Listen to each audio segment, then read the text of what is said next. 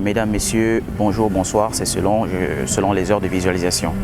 Aujourd'hui, je tenais à m'adresser au monde juridique, voilà, à toutes ces personnes qui sont dans le monde de la juridiction. Donc aujourd'hui, je vais m'adresser à la justice.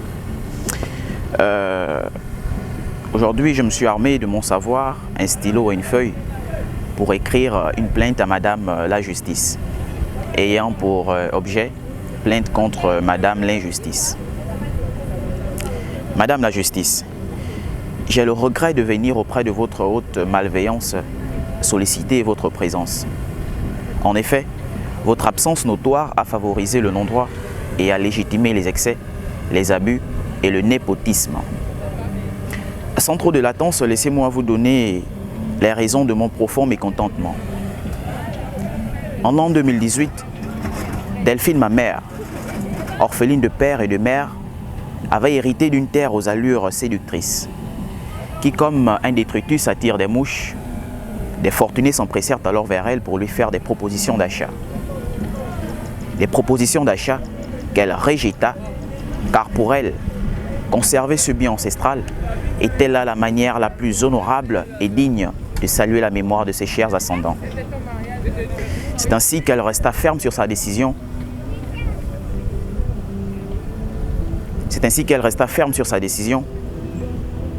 Et face à ce refus, elle s'attira alors l'hostilité de ces personnes haineuses qui engagèrent des jeunes gens qui ont comme des muscles la place du cerveau pour réduire en cendres ces maisons.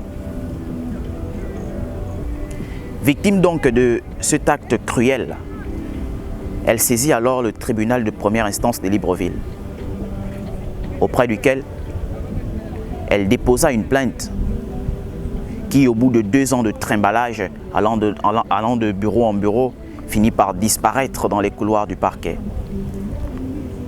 Mais avec une folle détermination de voir la justice se lever à l'horizon, elle recomposa un second dossier avec toutes les preuves attestant qu'elle a été victime d'un incendie criminel. Devant cet amas d'éléments irréfutables, les différentes parties furent auditionnées devant des juges d'instruction. Et pendant l'audience, l'accusé reconnut les faits qui lui étaient reprochés, n'exprime aucun regret et fait même preuve d'arrogance. Ce jour, j'ai été terriblement choqué de voir ma mère noyer son joli visage dans des océans de larmes,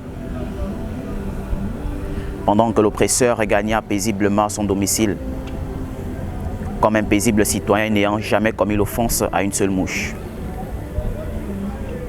Impuissant que j'étais à mon si jeune âge, je ne pouvais que lui porter ma présence physique. Mais aujourd'hui, bien plus que ma présence physique, je lui apporte mon intellect pour mener une révolution contre ces corrompus à la tolérance hypocrite qui favorisent le non-droit et cautionnent les actes criminels dans l'ombre. Vous qui bâtissez votre fortune sur des rivières de larmes des innocents, sachez que l'odeur du sang vous poursuit partout. Et ça, même si vous vous parfumez. Car tenter d'effacer une affaire aussi cruelle que celle qu'a été victime ma chère mère, c'est refuser qu'on la répare. Je sais également que les ignorants diront que j'ai traité avec trop peu de respect l'autorité et que j'ai porté des insultes à son égard. Mais avant de me le dire, apprenons un tant soit peu à distinguer l'injure de l'adjectif qualificatif. Car ici, loin de porter des insultes, je ne fais que faire usage des adjectifs qualificatifs pour décrire des faits. Et si après vous estimez que je suis condamnable, en fait, ce n'est pas moi qu'il faudrait condamner, mais mes enseignants, car ce cours m'a été dispensé par ces derniers. Et si on va dans une réflexion un peu plus profonde, eux aussi en fait ne sont pour rien. C'est l'école.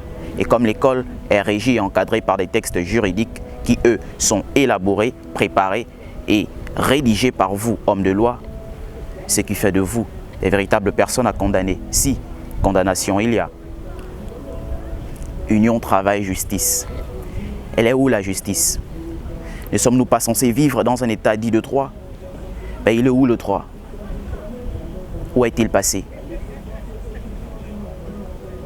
Vous voulez que je reste, vous voulez que je me taise lorsque les droits les plus fondamentaux de ma mère se font violer dans un état dit de droit? Vous voulez que je me taise et je reste impartial lorsque l'injustice est flagrante et violente ma mère dans tous les sens?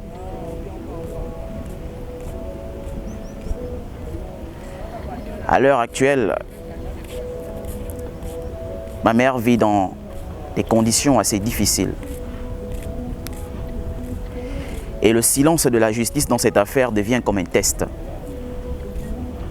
Et si on se borne à accepter un système qui nous traite mieux si nous sommes riches et coupables que si nous sommes pauvres et innocents, alors on ne peut pas prétendre être juste.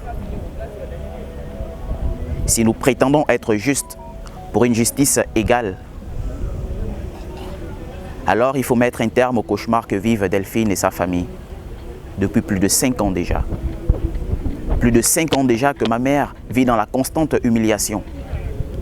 Plus de 5 ans déjà que ma mère vit des abus juridiques. À l'heure actuelle, les criminels de ma mère se pavanent sans sanction aucune. Et ça, ce n'est pas la loi. Ce n'est pas la justice. Ce n'est pas bien. C'est donc pourquoi, pour conserver la paix nationale et bannir tout esprit criminel et rebelle, je demande, Madame la Justice, la résolution immédiate de cette affaire. Dans l'attente d'une suite favorable, veuillez agréer l'expression de mon profond mécontentement.